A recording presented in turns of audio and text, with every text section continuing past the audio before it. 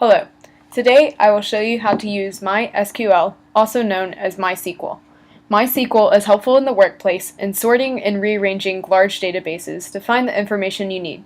Although you can perform such functions with Microsoft Excel, MySQL allows you to perform the functions on a much larger database.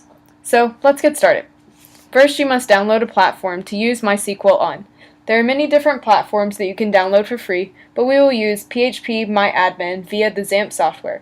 To do this, go to sourceforge.net and type XAMPP, XAMPP, in the search bar. Now we're going to download the first one with the orange icon. Make sure you download the software that is correct for your operating system. Since I've already downloaded it, I'm going to open mine. And for Macs, you should see a little gray box just like this pop up. You hit the Start button for Apache, and hit the Start button for MySQL. Next, we must go to localhost, so http://localhost in order to access PHP MyAdmin.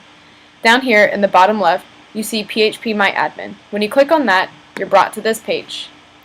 Now, as you can see, I already have a few databases in my PHP MyAdmin. However, I'm going to create a database for this course. So, go to the Databases tab, go down here to the box, and type in whatever you want to name your database. I'm going to name mine LMC 3403. Hit Create, and now you see that we have created a database. However, this database doesn't automatically come with information in it.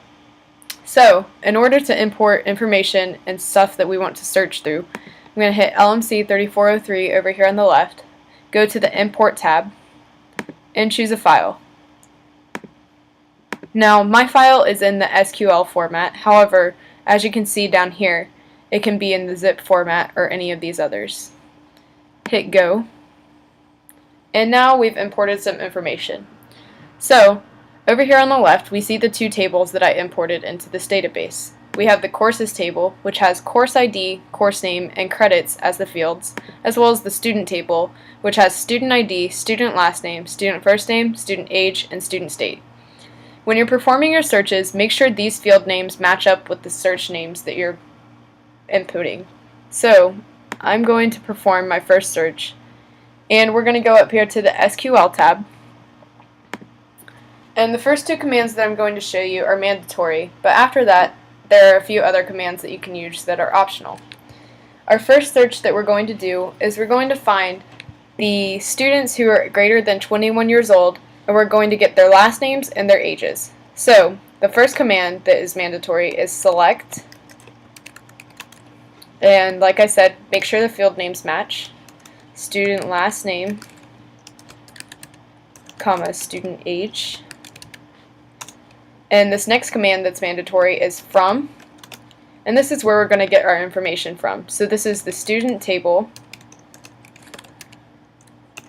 and this command is optional, where. However, for this search it is mandatory since we're finding the students who are greater than 21 years old. Student age is greater than 21. Now when we hit go, we see that we got two returns. So we have the last name and the age like we requested, and the two students who are greater than 22 years old in the student table. Now I'm going to hit student table over here on the left just to show you that these are the only two students greater than 21 years old. However, this isn't the only search that you can perform. So another search that you can perform is ordering. Go to the SQL tab again, and for this one we're going to use the Courses table. And this time we're going to find the courses that are worth more than 3 credits and sort them by the course ID number. So, like I said, select is a mandatory command.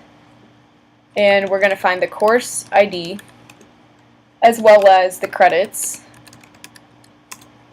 And from is another mandatory command. We're going to get this information from the courses table, where credits are greater than 3. And we're going to order it by the course ID. So when you hit go, you see that these are the 3 courses who have a credit value of greater than 3. And like I said, we ordered it by the course ID number, so you can see that this is in ascending order. There are many other functions that you can perform with MySQL. However, these are just a couple. There are many other search functions that you can perform as well.